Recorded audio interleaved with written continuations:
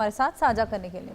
इस बीच सोने की कीमत एक हफ्ते में 9,356 रुपए घटकर 1,21,518 प्रति 10 ग्राम पर आ गई है। 17 अक्टूबर को इसकी कीमत 1,30,874 रुपए के अब तक के सबसे ऊंचे स्तर पर पहुंच गई थी। India Boolean and jewellers association के अनुसार शुक्रवार 24 अक्टूबर को सोने की कीमत में 1,836 रुपए की गिरावट हुई। इससे पहले गुरुवार को इसके दाम 1,23,354 रुपए प्रति 10 ग्राम थी। ऐसे में जिस तरीके से लगातार हाई प्राइसेस गोल्ड और सिल्वर के देखे जा रहे थे, अचानक से ये कमी कैसे आई, आइए ये रिपोर्ट के जरिए आपको समझाएं। जहां भारतीय शेयर बाजार बंद रहा तो वहीं ग्लोबल मार्केट में सोने की कीमत में भारी गिरावट से भूचाल आ गया। रिकॉर्ड हाई पर पहुंचने के बाद सोना चांदी की कीमतों में बड़ी गिरावट दर्ज की गई। बुधवार को भारत में 24 कैरेट सोने की कीमत में 3700 रुपए से ज्यादा तो चांदी की कीमत में 10,000 रुपए से ज्यादा की गिरावट दर्ज की गई। बीते कुछ महीनों से सोने चांदी की कीमत लगातार ऊंचाई पर जा रही थी। धनतेरस दिवाली के दिन तक सोना चांदी की कीमत में तेजी थी, लेकिन बुधवार को इंटरनेशनल मार्केट में सोना और चांदी की कीमत में बड़ी गिरावट आई। इसका असर भारत में भी देखने को मिला। बुधवार को भारत में 24 कैरेट के 10 ग्राम सोने की कीमतों में 3700 रुपए से अधिक और चांदी की कीमतों में करीब 10,600 रुपए प्रति किलो की गिरावट देखी गई।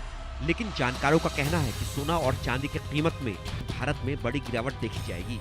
India Boolean and jewellers association के मुताबिक 24 कैरेट के 10 ग्राम सोने की कीमत घटकर 1,23,907 रुपए हो गई है। इससे पहले सोने की कीमत 1,27,633 रुपए प्रति 10 ग्राम थी, जो सोने की कीमतों में 3,726 रुपए की कमी को दिखाता है। 22 कैरेट के 10 ग्राम सोने की कीमत कम होकर 1,13,499 रुपए हो गई है, जो कि इससे पहले 1,16,912 रुपए प्रति 10 ग्राम दर्ज की गई थी। वहीं 18 कैरेट के 10 ग्राम सोने का दाम कम होकर 92,930 रुपए हो गया है, जो कि पहले 95,725 रुपए प्रति 10 ग्राम था। सोने के साथ चांदी की कीमतों में भी भारी गिरावट देखी गई है। चांदी की कीमत 10,549 रुपए घटकर 1,52,501 रुपए प्रति किलो हो गई है, जो कि पहले 1,63,050 रुपए प्रति किलो थी। दीपावली की छुट्टी के चलते मंगलवार को बुलियन बाजार बंद रहा था। इससे पहले आखिरी बार कीमतें सोमवार को जारी की गई थी। इंटरनेशनल मार्केट में सोने और चांदी की कीमतों में बड़ी गिरावट देखी गई है, जिसका असर अब भारतीय बाजार में पड़ सकता है। जब MCX पर कमोडिटी मार्केट खुलेगा तो इन धातुओं पर निवेशकों का फोकस रहेगा। Business desk, India news. तो शेयर मार्केट में आज गिरावट देखने को मिल सकती है, कुछ इसी तरह के अंदाजा यहाँ पर लगाया जा रहा है। डिफेंस शेयरों में हालांकि तेजी देखने को मिली है और इसी बीच हमने देखा किस तरीके से वॉलेटाइल बाजार इस वक्त नजर आ रहा है। दिवाली के बाद सोने के भाव भी गिर गए हैं। दिवाली से पहले जो बिल्कुल चरम पर थे, अब हालांकि इसके पीछे तमाम फैक्टर्स बताए जा रहे हैं, लेकिन सोने और सिल्वर के प्राइसेस अब जिस तरीके से कम हुए हैं और खासा गिरावट देखी गई है, उसका इम्पैक्ट अब ओवरऑल मार्केट पर भी पड़ सकता है। शानदार तेजी कल देखने को मिली थी, आज बाजार खुलते ही दबाव में आ गया। अब सेंसेक्स, निफ्टी, बैंक निफ्टी सभी भारतीय बाजार के इंडेक्स गिरावट में कारोबार कर रहे हैं। अब देखना होगा कि मार्केट्स अब किस तरीके से प्रदर्शन करते हुए नजर आते हैं। हालांकि फिलहाल शेयरों में अच्छी तेजी देखी जा रही है, क्योंकि अमेरिका और रूस के बीच तनाव भी देखने लगा है। क्या कुछ इसका इम्पैक्ट पड़ता है बाजार पर, आइए ये जानने की कोशिश करें।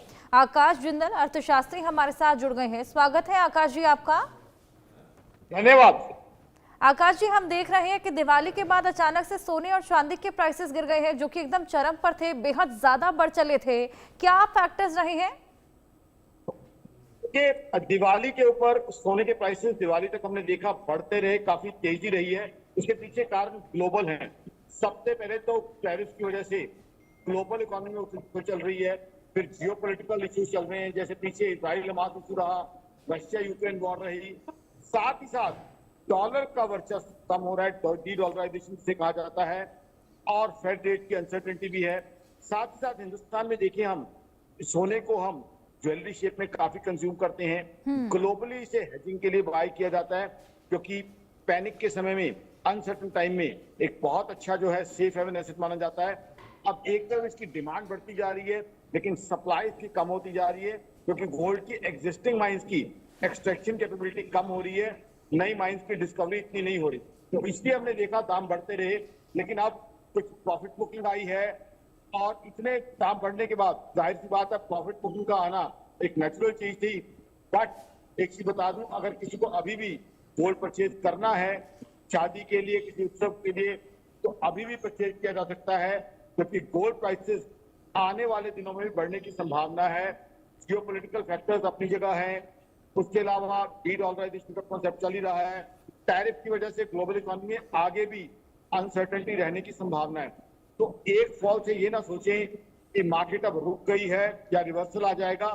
सोना अभी भी अगले साल के लिए एक बेहतरीन इन्वेस्टमेंट हो सकता है, चाहे आप बार्स के शेप में लें, कॉइन्स के शेप में लें, और अगर आप ज्वेलरी के शेप में लेते हैं, मानता हूँ 10-15% बेकिंग चार्जेस आ जाते हैं, बट साथ ही साथ जब ज्वेलरी में लेते हैं आप, तब उसमें लॉन्ग टर्म होल्डिंग आ जाती है, क्योंकि इमोशनल अटैचमेंट आ जाती है, तो वहां भी एप्रिसिएशन अच्छी होने की संभावना है। तो इसलिए मेरे हिसाब से अभी भी किसी इंडिविजुअल को गोल्ड बाय करना है, परिवार में आगे शादी है या इस तरह की कोई प्लानिंग है, तो किया जा सकता है। और डाइवर्सिफिकेशन के रूप में भी, अगर आपका सारा पैसा अभी तक स्टॉक्स में, बिल्कुल। Bank FDs, public saving instruments, government saving instruments में है, तो आप 20% के आसपास पैसा गोल्ड में रखिए, क्योंकि अनसर्टन ग्लोबल टाइम्स है। अनसर्टन ग्लोबल टाइम में एक बहुत अच्छा हेज है, एक बहुत बिल्कुल अच्छा आकाश जी, cover है। अनसर्टेनिटी तो देखने को मिल ही रही है जिस तरीके से वॉलेटाइल फिलहाल मार्केट चल रहा है, लेकिन जिस तरीके से आपने भी सुझाव दिया कि फिलहाल अभी बेस्ट टाइम है गोल्ड में इन्वेस्ट करने का। बहुत शुक्रिया आपका ये इनसाइट्स हमारे साथ शेयर करने के लिए। इसी के साथ वक्त है छोटे से ब्रेक का।